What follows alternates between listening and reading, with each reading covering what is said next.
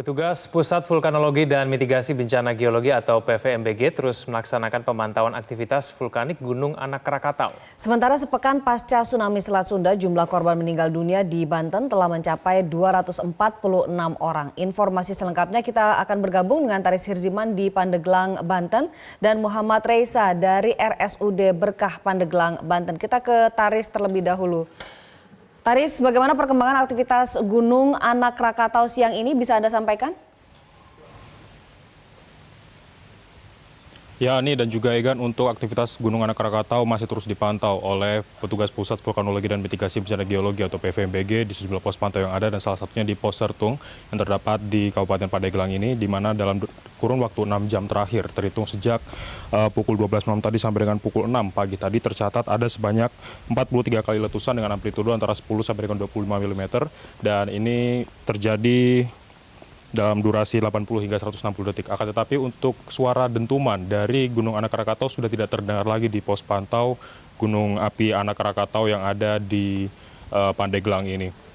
Karena sebelumnya kami juga sempat memantau secara langsung secara visual untuk pengamatan Gunung Api Anak Krakatau ini, untuk aktivitas erupsi juga sudah mulai bergeser dari yang sebelumnya bersifat magmatik menjadi bersifat surtesian, di mana letusan surtesian ini merupakan letusan yang terjadi saat erupsi tersebut bersentuhan langsung dengan air laut.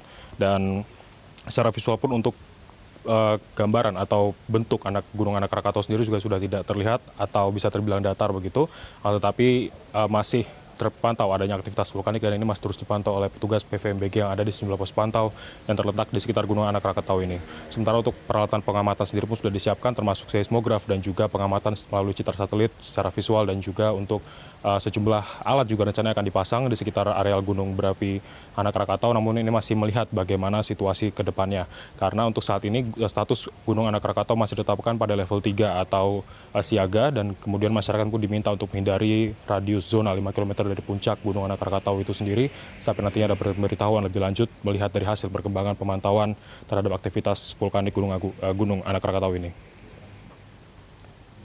Ani.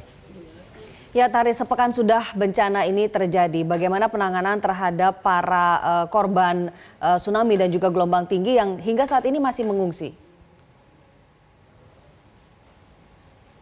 Ya, saat ini warga yang mengungsi, khususnya yang kehilangan tempat tinggal yang akibat tsunami kemarin, ini sebagian besar sudah mengungsi di sejumlah titik yang terdapat di Kabupaten Pandeglang, dan beberapa di antaranya memilih untuk tinggal di tempat yang lebih tinggi. Dan sebagian besar dari mereka masih membutuhkan bantuan berupa selimut, pakaian, dan juga makanan. Tetapi untuk makanan instan atau seperti mie instan begitu sudah tidak lagi dianjurkan untuk diberikan kepada pengungsi, dan kepolisian pun juga telah membangun sejumlah dapur umum di sejumlah titik untuk memberikan makanan yang sehat dan layak bagi para pengungsi yang ada di sana. Karena untuk posko pengungsian ini memang tersebar dan terletak di beberapa titik yang salah satunya pun juga terdapat di lokasi yang terbilang cukup sulit untuk dijangkau di Kecamatan Sumur, salah satunya di kawasan Taman Jaya dan juga Ujung Jaya, di mana kawasan tersebut untuk menuju ke sana ini aksesnya terbilang cukup sulit karena untuk jalannya sendiri pun masih rusak, dan hal ini pun yang cukup menghambat upaya distribusi bantuan, meski untuk distribusi bantuan atau logistik ke masyarakat yang ada di sana mungkin untuk dilakukan. Dan sejauh ini juga aparat gabungan TNI, Polri, pemerintah daerah, dan juga dari para relawan pun juga terus memberikan bantuan secara langsung, baik logistik ataupun juga bantuan secara psikososial, dengan cara memberikan trauma healing kepada masyarakat, khususnya anak-anak yang ada di posko pengungsian pasca terjadinya tsunami ini, agar bisa kembali bangkit dan mencoba menjalani kehidupan mereka seperti biasanya. Demikian, Ani dan Egan, kembali ke Anda.